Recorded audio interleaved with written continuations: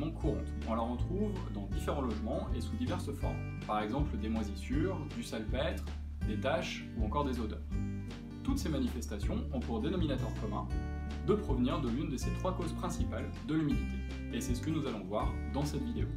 La condensation. Il s'agit du passage d'une vapeur à l'état solide ou liquide.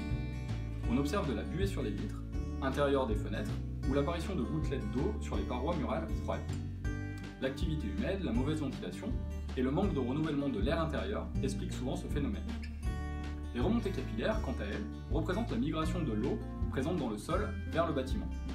L'humidité du sol remonte verticalement dans les matériaux du bâtiment poreux. Les murs de soubassement sont d'abord concernés, puis les murs d'élévation.